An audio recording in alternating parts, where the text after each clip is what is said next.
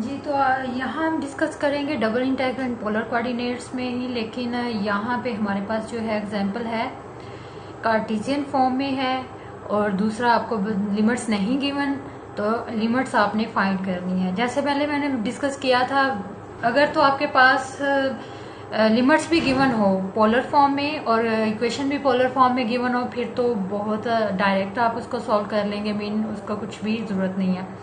दूसरा केस ये था कि अगर आपके पास लिमिट तो गिवन नहीं है, लेकिन कोई इक्वेशन बता दी गई है, पोलर फॉर्म में बताई गई है, लेकिन बता दी गई है कि ये किसकी इक्वेशन है, मीन्स टू से, तो अगर आपको लिमिट्स गिवन नहीं होंगी तो फिर आपको ये जरूर बताया जाएगा ये इक्वेशन किसकी है। जैसे पहले हमने डिस्कस किया था, आपको लेमनिस्केट मैंने बताया कि एक एग्जांपल की थी, तो वो लेमनिस्केट की इक्वेशन बता दी गई थी और आपको पता था लेमनिस्केट क्या होता है। इसी तरह फॉर एग्जांपल अगर सर्कल की इक्वेशन बता दी जाए तो आपको पता होगा सर्कल किस तरह की होती है। कार्डियाड की आपको बता दी जाए इक्वेशन, तो आपको पता है कार्डियाड किस तरह का होता है। तो आप जस्ट क्या करते हैं, डायग्राम ड्रॉ करते हैं और वहां से अपनी लिमिट्स फाइंड कर लेते हैं, जी उस केस में पॉसिबल है अगर आपको लिमिट्स ना गिवन हो। और अगर तीसरा केस ये है कि आपके पास कार्टेशियन फॉर्म में है, अगर लिमिट्स भी आपके पास कार्टेशियन फॉर्म में है और इक्वेशन भी कार्टेशियन फॉर्म में है, तो उसमें फिर आपके पास क्या होता है कि आप उसे पोलर में चेंज करते हैं, फिर आप उसे सॉल्व करते हैं। मीन अगर आपको ये ना बताया गया हो कि ये इक्वेशन किस चीज की है, तो फिर आपको लिमिट्स जरूर गिवन होगी, ठीक है। अगर इक्वेशन बता दी जाए कि ये सर्कल की है या किसकी है, उसकी आप डायग्राम ड्रॉ करेंगे तो आपको उसकी लिमिट्स नहीं बताई जाएंगी, और अगर लिमिट्स बता दी गई हैं तो इट्स मीन आपको फिर इक्वेशन नहीं बताई जाएगी। तो आप डायरेक्टली लिमिट से आप पोलर में चेंज करें, और अगर पोलर में ही है तो फिर आप उसे डायरेक्टली सॉल्व करेंगे। तो यहाँ पे आपके पास जो था, आपको देखें सेमी सर्कल बताया गया, लिमिट्स नहीं गिवन, तो इसलिए फिर आपको बता दिया गया है कि ये इक्वेशन किसकी है। तो यहाँ आपको कर्व जो बताई गई है वो सेमी सर्कल की बताई गई है। और दूसरी बात इसमें आपको ये बताई गई है कि ये सेमी सर्कल आपका किसके कौन से एक्सिस के अलोंग बनेगा। देखें यहाँ पे y आपका 1 माइनस एक्स है, तो यहाँ 1 minus X square always positive, it's mean आपके पास जो y ये सर्कल आएगा ये एक्स एक्सिस के y एक्सिस के अलोंग आएगा। इसमें x की आप नेगेटिव वैल्यूज भी पुट कर सकते हैं और इसमें आप x की पॉजिटिव वैल्यूज भी पुट कर सकते हैं। अगर आप इसमें नेगेटिव पुट करें, ये पॉजिटिव है, ये स्क्वायर है, तो ये तो प्लस कर देगा, तो x की नेगेटिव वैल्यूज भी आ सकती हैं, पॉजिटिव भी आ सकती हैं, लेकिन y की सिर्फ पॉजिटिव वैल्यू होंगी। तो आपके पास ये जो semi circle mean half circle है वो किसके अलोंग बनेगा, पॉजिटिव y एक्सिस के अलोंग, क्योंकि x की पॉजिटिव वैल्यू यहाँ पे है, नेगेटिव वैल्यूज यहाँ पे है, तो आपके पास x की नेगेटिव भी आ रही है, पॉजिटिव भी, लेकिन y की ओनली पॉजिटिव आ रही है। तो आपका जो सर्कल बनेगा वो y एक्सिस के पॉजिटिव y एक्सिस के अलोंग बनेगा। तो इसके बाद अगर आप यहाँ से अब आपने अपनी लिमिट फाइंड करनी है।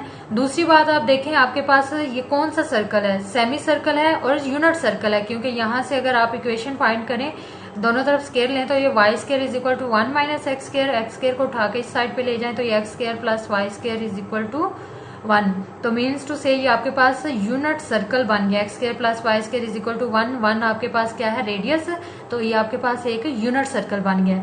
तो इससे आपको ये भी पता चल गया कि रेडियस आपका क्या आ रहा है 1, 0 से स्टार्ट होके 1 तक, और लिमिट थीटा आपके पास क्या आ रहा है, theta is equal to 0। Degree form में नहीं लेते, अगर डिग्री फॉर्म में ले तो ये 0 डिग्री या 90 डिग्री या 80 आप रेडियन की फॉर्म में लेते हैं। तो ये 0 radian, π/2 radian, pi radian, 3 π/2 radian यहाँ पे होता है, इसे -π/2 भी कह सकते हैं, ये 2 पाई रेडियन, ठीक है। तो यहाँ पे आपके पास सेमी सर्कल था, तो जो आपके पास लिमिट आई है थीटा की वो 0 से पाई आई है, और जो आर आया है वो 0 से 1 है।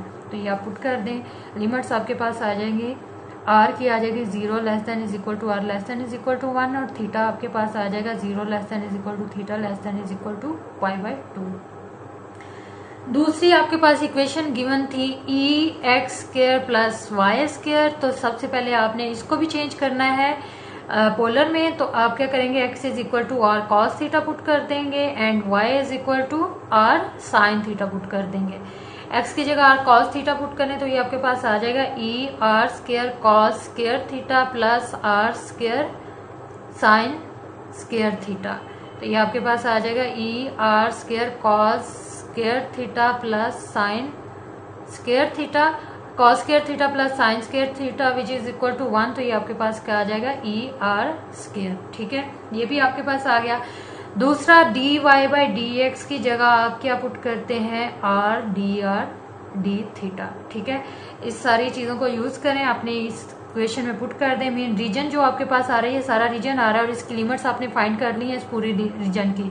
तो इस रीजन की लिमिट्स जो आपके पास आ रही हैं थीटा के रिस्पेक्ट से आपने बाद में इंटीग्रेट करना है, तो आप थीटा की वैल्यूज बाहर रखेंगे बाहर वाले इंटेग्रल पे, तो वो आपके पास आ जाएंगे 0 से π/2।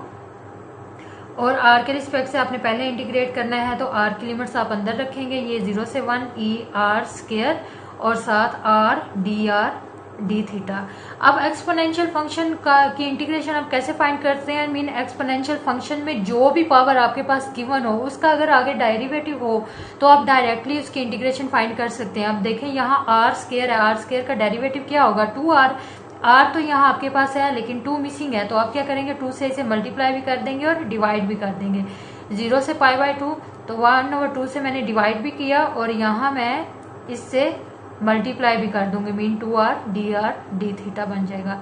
अब ये देखें ई आर स्क्वायर, इसका डेरिवेटिव आगे है 2r, तो आप क्या करेंगे डायरेक्टली अब इसकी इंटीग्रेशन, इस एक्सपोनेंशियल फंक्शन की इंटीग्रेशन आप फाइंड कर सकते हैं। तो ये आपके पास आ जाएगा 1/2 0 से π/2, इसकी इंटीग्रेशन आपके पास ई आर स्क्वायर ही आ जाएगा एंड 0 से 1 इसकी लिमिट एंड डी थीटा साथ वैसे ही आ जाएगा। ये आ जाएगा आपके पास 1/2 0 से π/2।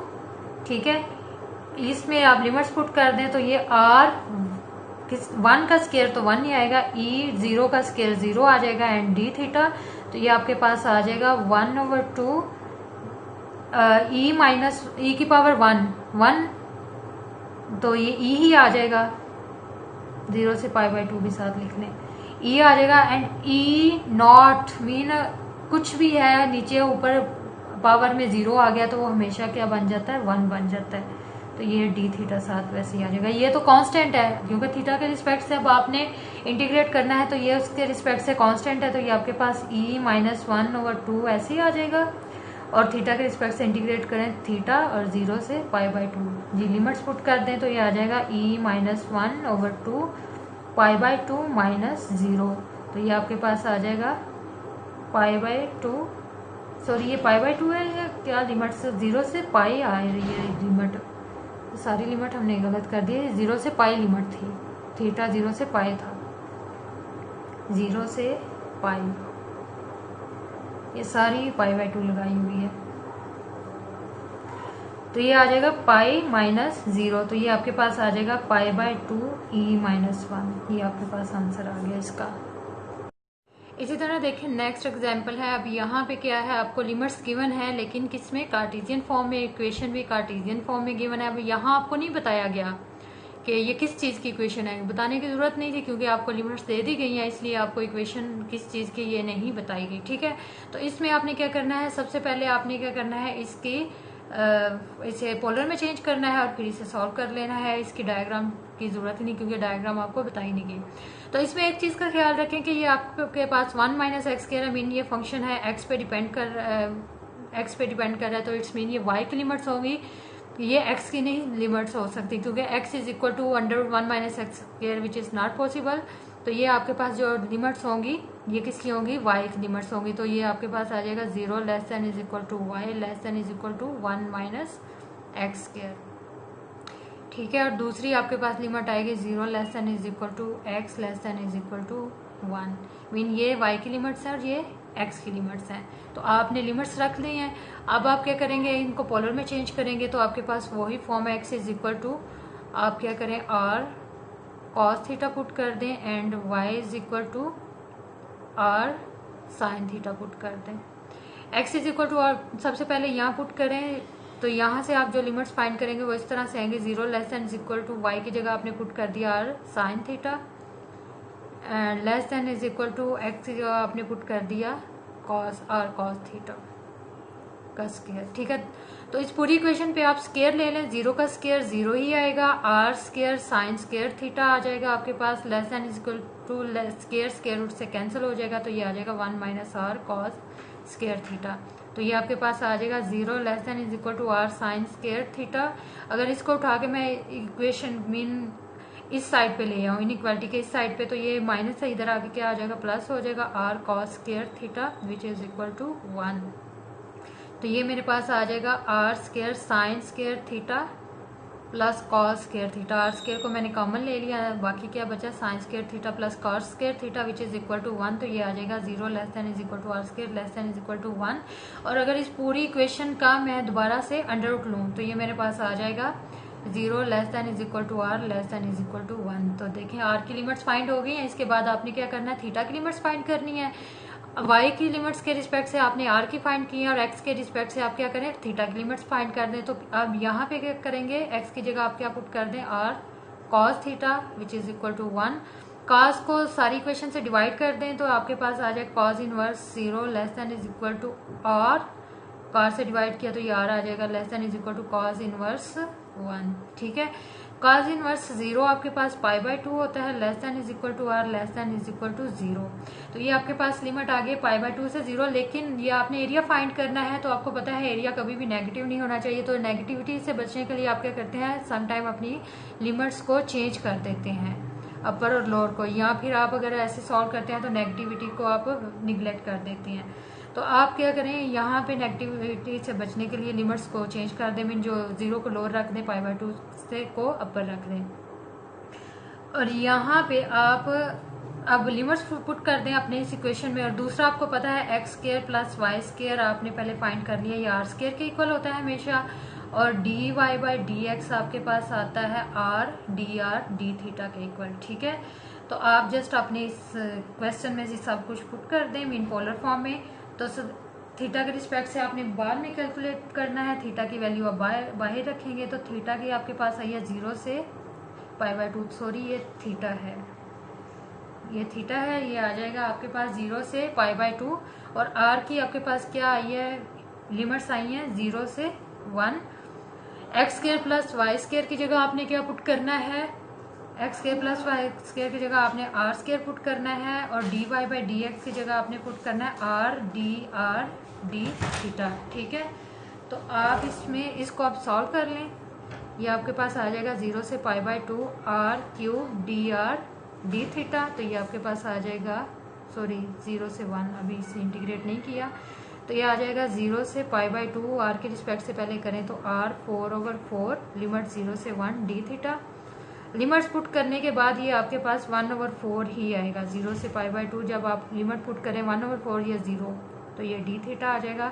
1/4 कांस्टेंट है तो ये आ जाएगा 1/4 थीटा 0 से pi by 2। Pi by 2 limits put कर दें, ये आ जाएगा 1/4 पाई बाय 2 माइनस 0। तो ये आपके पास क्या आ जाएगा, पाई बाय 8 जी। तो इसका भी आंसर आ गया। तो ये सारे केसेस हमने डिस्कस कर लिए हैं। मीन अगर आपके पास है इक्वेशन गिवन है, कार्टेशियन में लिमिट्स भी गिवन है, तो आप उसे पोलर में चेंज करें। और अगर आपके पास इक्वेशन लिमिट्स नहीं गिवन तो आपको जरूर बताया गया होगा ये किसकी इक्वेशन है, वो आप फाइंड कर सकते हैं। ठीक है, और अगर आपके पास लिमिट्स जो है कार्टेशियन